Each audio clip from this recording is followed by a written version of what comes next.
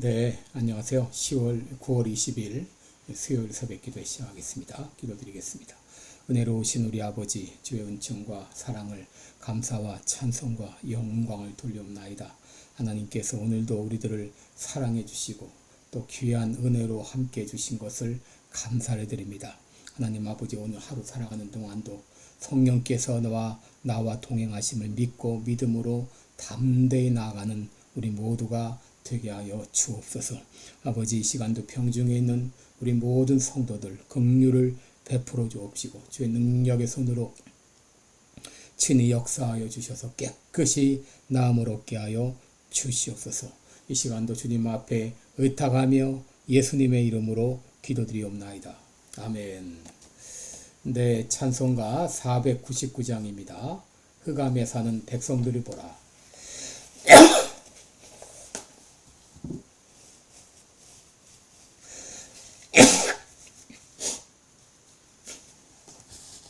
499장 흑암에 사는 백성들입니다. 예전 찬송가는 277장입니다.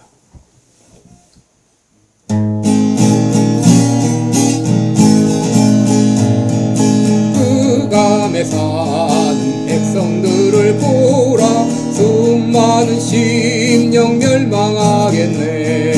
그 누가 갈까. 주의 복음 들고 생명을 구원하는 곳으로.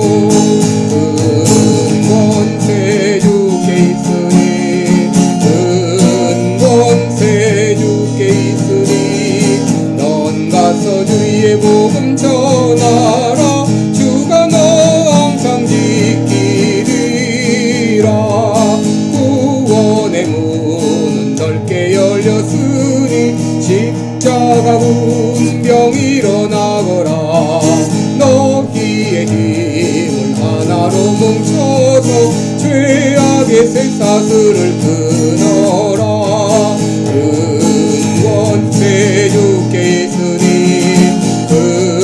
근원세 주께 있으니 넌 가서 주의 복음 전하라. 주가 너 항상 지키리라.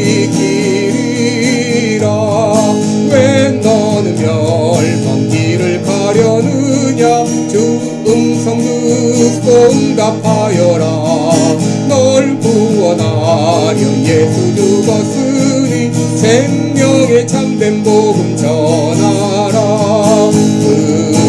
근원세 주께 있으니 근원세 주께 있으니 넌 가서 주의 복음 전하라. 주가 너 항상 지키리라. 온 천하 만민 승리의 그날에 영광과 찬송 주께 드리네. 속죄함이 구원 받았으니 기쁘게 할렐루야 부르세. 근원세 주께 있으니 근원세 주께 있으니 넌 가서 주의 복음 전하라. 주가 너 항상 지키리라.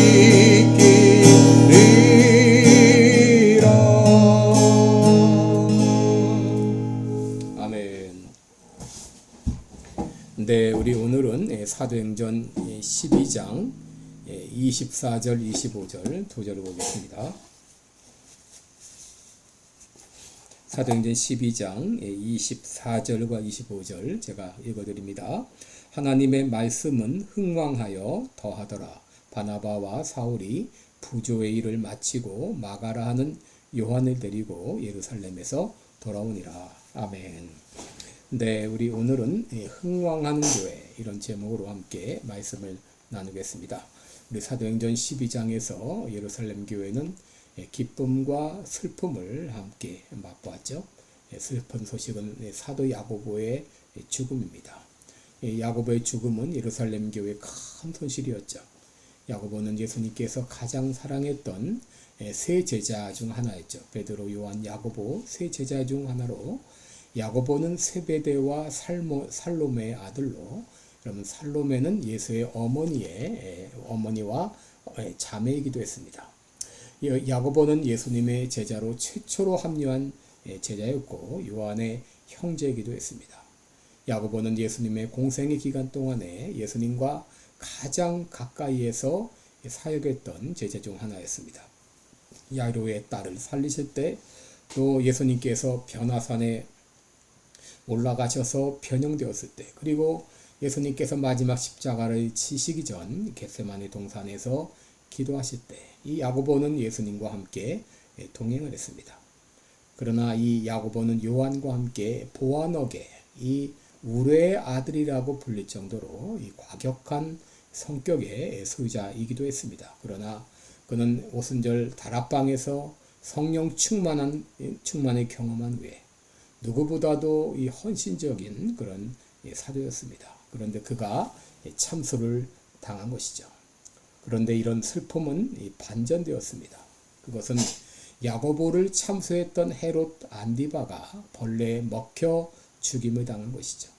이것은 분명히 하나님의 이 심판이었습니다. 하나님의 백성을 괴롭히는 자들을 하나님께서 그냥 두지 않겠다고 하는 하나님의 분명한 사인이었습니다. 아마도 유대 불신 사회 안에는 엄청난 이런 기독교에 대한 이 경외감을 느꼈을 것입니다.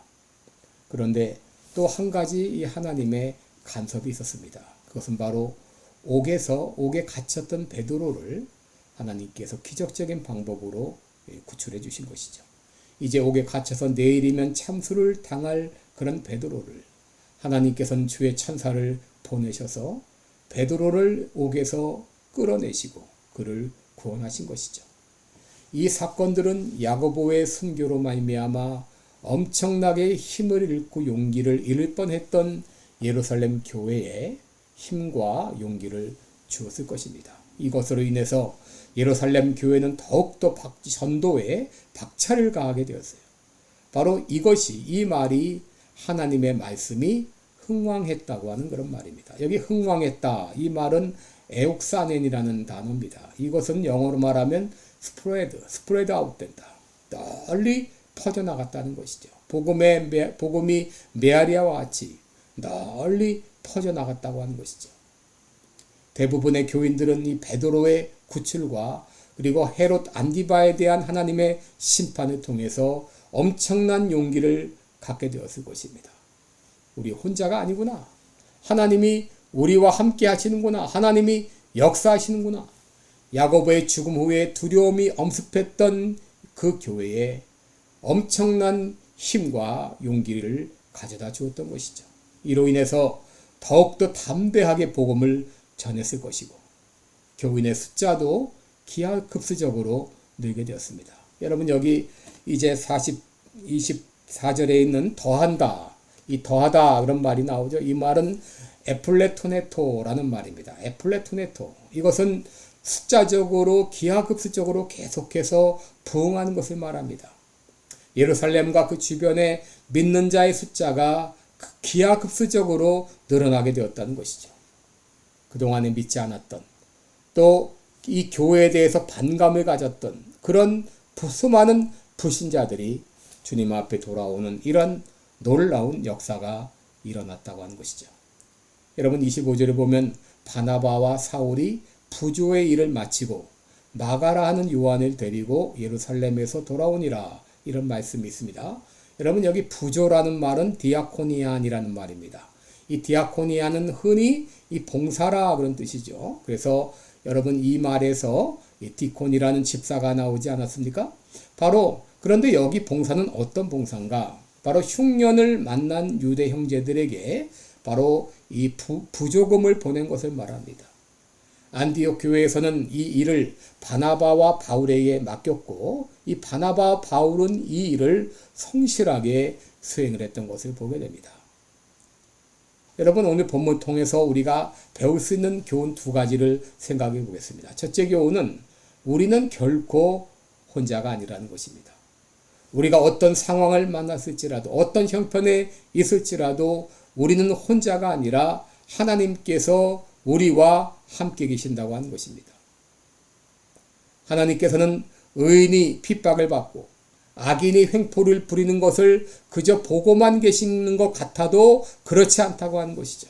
하나님께서는 다 알고 계시고 다 보고 계십니다. 그리고 때가 되면 하나님께서 반드시 조치를 하십니다. 그래서 시편 1편에서도 의인의 길은 여호와께서 인정하시나 악인의 길은 망하리로다 라고 말했습니다. 둘째, 우리가 받아야 될 교회는 어려울 때도 불구하고 묵묵히 자신의 할 일을 수행해야 된다고 하는 것입니다. 여러분, 교회가 해야 될 이 사명은 평안하나 어려우나 계속 진행되어야 됩니다. 여러분, 안디옥 교회는 비록 1년밖에 안 된 신생교회였지만 유대의 교회가 어려움을 당하자 부조를 보냈습니다. 여러분, 전도하고 다른 사람을 돕는 일은 이 교회의 마땅한 사명입니다. 교회는 바로 이 일 때문에 존재합니다. 그러므로 이 일은 교회가 평안하나 때로 어려움을 당하나 이 일을 계속 되어야 하는 것이죠. 여러분, 갈라디아서의 6장에 보게 되면 너희가 선한 선을 행하되 낙심하지 말지니 피곤하지 아니하면 때가 이름에 거두리라 라는 말씀이 있습니다. 여러분, 우리들은 어떤 형편에 있든지 간에 묵묵히 내가 해야 될 이 일을 계속해 나가야 됩니다. 때로 이것 때문에 핍박을 받고 어려움을 당할지라도 우리는 혼자가 아닙니다. 주님께서 여전히 우리와 함께 계십니다. 여러분, 이 예루살렘 교회가 하나님의 그 역사로 말미암아 베드로가 구출을 당하고 또 헤롯 안디바가 이제 심판을 받고 이런 모습을 보면서 얼마나 큰 용기를 얻었을까요? 지금 비록 우리가 어려움 가운데 있을지라도 하나님 반드시 이렇게 역사해 주십니다. 하나님은 분명히 살아계시기에 오늘도 우리의 모든 일들을 그냥 보고만 계시지 않습니다. 선한 일을 행한 사람은 선한 일로, 악한 일을 행한 사람은 악한 일로 반드시 심판하실 것입니다. 기도하겠습니다. 은혜로우신 우리 하나님 아버지, 하나님은 그저 보고만 계신 것 같아도 그냥 보고만 계시지 않습니다. 분명히 살아계시고 이 시간도 분명히 역사하고 계십니다. 그 하나님을 믿게 하여 주시고 그 하나님을 신뢰하게 하시고 비록 지금 선한 일을 행하다가 어려움 가운데 처했을지라도 낙심하지 말고 나와 함께 계신 하나님을 바라보며 묵묵히 일을 감당해 나갈 때가 되면 하나님께서 반드시 갚아주실 것을 믿습니다. 주님 앞에 감사드리며 예수님의 이름으로 기도드리옵나이다. 아멘. 네, 여러분 오늘도 복된 하루 되시기 바랍니다. 고맙습니다.